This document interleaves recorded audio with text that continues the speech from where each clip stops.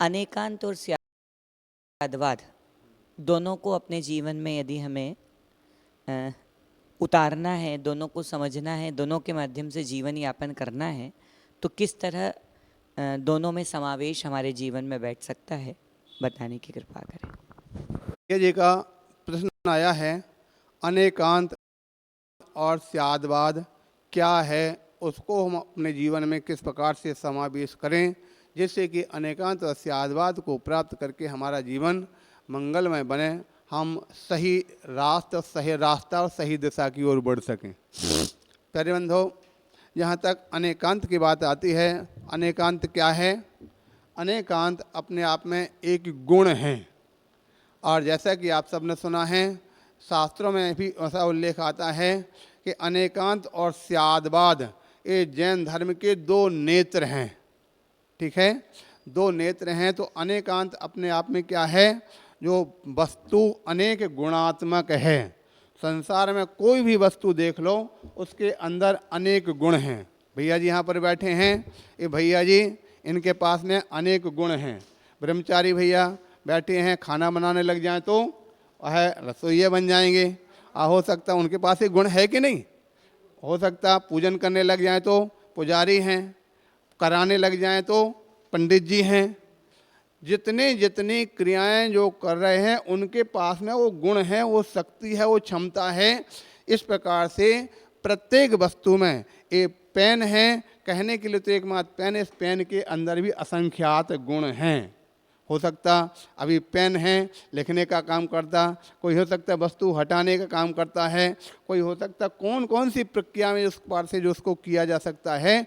जितनी क्रियाएं उस वस्तु से की जावें, वो सारे के सारे गुण, सारे के सारे धर्म उसके अंदर हैं। इसलिए वह वस्तु कैसे हुई? अनेक धर्मात्मक है। ठीक है, ये तो हुआ अनेकांत। दूसरी बात है स्यादवाद। तो स्यादवाद क्या है? स्यादवाद या तो अपने आप में कथन प्रणाली है।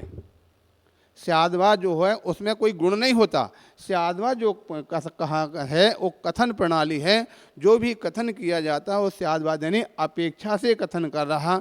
जैसे अभी हमने बात कहा, भैया जी अगर पूजन कर रहे हैं तो पुजारी हैं, पूजन करने की अपेक्षा से पुजारी हैं। इस प्रकार से अगर करा रहे हैं तो पंडित जी हैं, कराने की अपेक्षा से। तो जो अपेक्षा से कथन किया जा रहा, ये अपेक्षा जो लगाई जा रही है, इसका नाम क्या हुआ?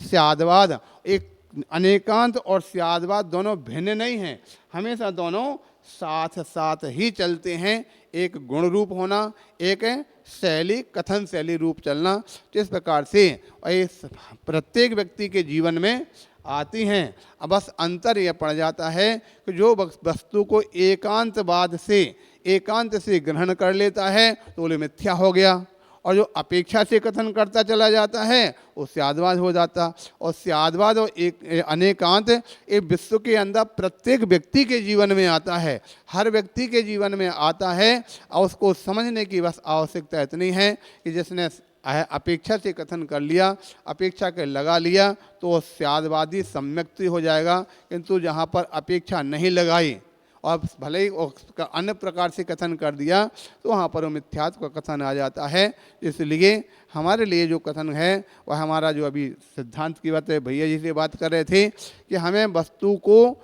सोच करके, समझ करके, कहाँ किस चीज़ की उपयोगिता है, उस उपयोगिता रूप हम अगर ग्रहण करते हैं तो हमारे जीवन में कहीं कोई बाधा नहीं आती है।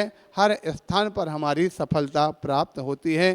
किंतु जहाँ पर हम सोच समझ नहीं लगाते हैं, किसी बात को हठाग्रहता में लेकर के आ जाते हैं, तो वहाँ पर वो हठाग्रहता आते ही ना तो वहाँ अनेकांत रह पाता है और ना ही स्यादवाद रह पाता है। इसलिए हमको अनेकांत वस्तु के अनेक गुणों को ग्रहण समझना है और स्यादवाद शैली को समझना है। दोनों को समझ लेते तो हमारे जीवन में सामंजस्य, और प्रत्येक व्यक्ति के द्वारा जो कथन किया गया उसमें भी सामंजस्य और समाधान अच्छी तरह से होता रहता। इस प्रकार से जानना चाहिए।